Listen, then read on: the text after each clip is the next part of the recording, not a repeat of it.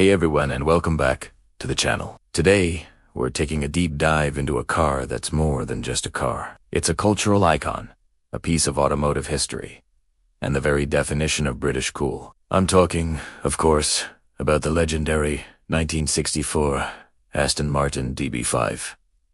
Now, when you hear Aston Martin DB5, what's the first thing that comes to mind? For millions around the world, it's one man, Bond, James Bond. The car's explosive debut in the 1964 film Goldfinger cemented its place in cinematic history. That iconic silver birch DB5, equipped with machine guns, an ejector seat, and revolving license plates, became an instant legend. It wasn't just a vehicle, it was Bond's indispensable partner, a gadget-laden chariot that was as sophisticated and dangerous as the secret agent himself. This single movie appearance catapulted the DB5 from a beautiful grand tour to a global superstar, making it one of the most famous cars in the world.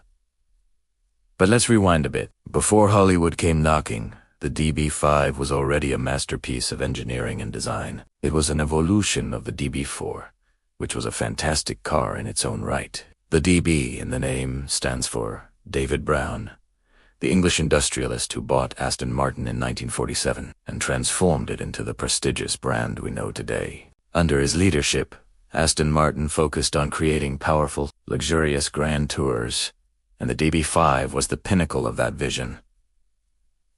The bodywork is where the magic truly begins. The design was penned by the Italian coach builder Carrozzeria. Touring Superleggera means super light in Italian, and it refers to their patented construction method. This involved using a framework of thin steel tubes to support the hand-formed aluminum body panels. This technique made the car incredibly lightweight for its time, which contributed to its nimble handling. And it also allowed for those beautiful, flowing curves that are simply breathtaking. From the classic Aston Martin grille to the fastback rear, every line is purposeful and elegant. It's a design that looks like it's moving even when it's standing still.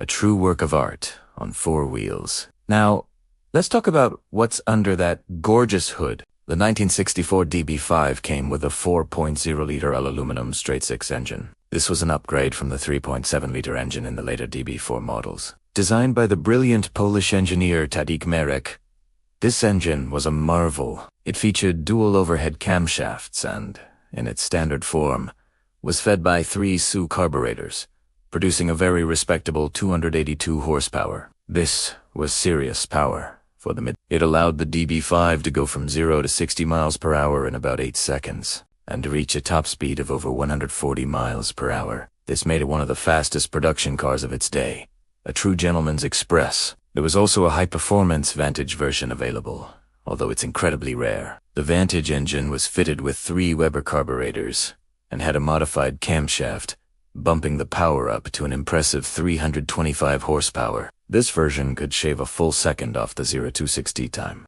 The standard transmission was a 4-speed manual with overdrive, but a new, more robust 5-speed ZF manual gearbox became standard later in the production run. For those who preferred a more relaxed driving experience, a BorgWarner automatic transmission was also an option. Stepping inside the DB5 is like stepping into a private club. The interior is a symphony of Cornely leather, Wilton wool carpets, and chrome detailing. The dashboard is a beautiful display of Smith's instruments, with gauges for everything you could possibly want to know. The seats are comfortable and supportive, perfect for long-distance cruising across the continent, which is exactly what a Grand Tour was designed for.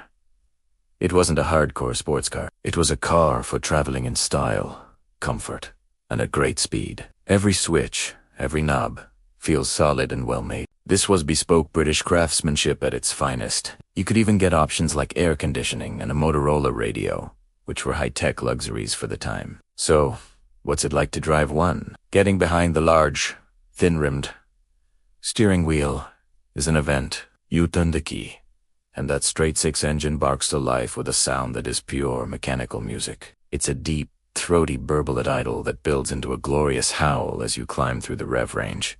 The clutch is a bit heavy by modern standards, and the steering is unassisted, so maneuvering at low speeds requires some muscle.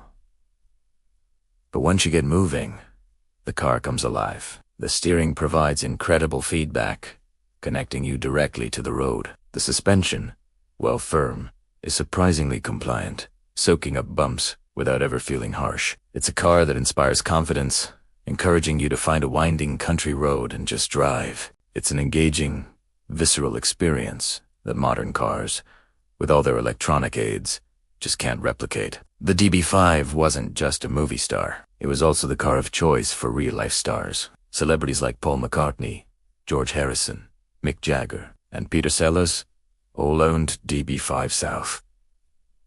Owning one was a statement. It said you had taste, you appreciated performance, and you weren't afraid to stand out. It was the ultimate status symbol of the swinging 60s. Despite its fame, the DB5 had a relatively short production run. It was produced from 1963 to 1965, with just over 1,000 examples built. This includes the coupes, the rarer convertibles known as Volantes, and an even rarer shooting brake version. Only 12 shooting brakes were ever made, commissioned by David Brown himself, who was an avid hunter and needed a car that could carry his gear and his dogs. These are now among the most valuable Aston Martins in existence. The legacy of the DB5 is immense. It didn't just define Aston Martin. It defined the entire genre of the British Grand Tour. It set a standard for style, performance, and sophistication that manufacturers still strive to meet today. The car's connection to James Bond has continued for decades. After Goldfinger,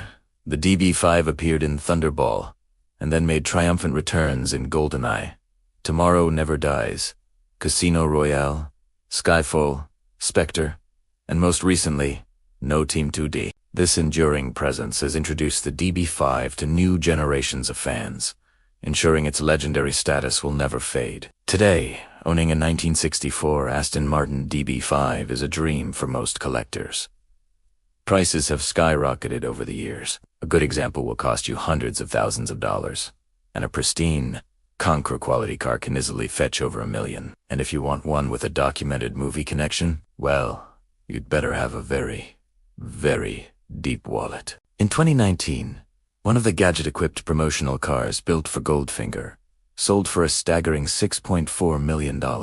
So, why do we still love the DB5? It's because it represents a perfect moment in time. It's a blend of stunning Italian design, robust British engineering, and a touch of Hollywood magic. It's a car that's more than the sum of its parts. It evokes a sense of adventure, of elegance, of a bygone era when driving was an experience to be savored. It's not just a classic car.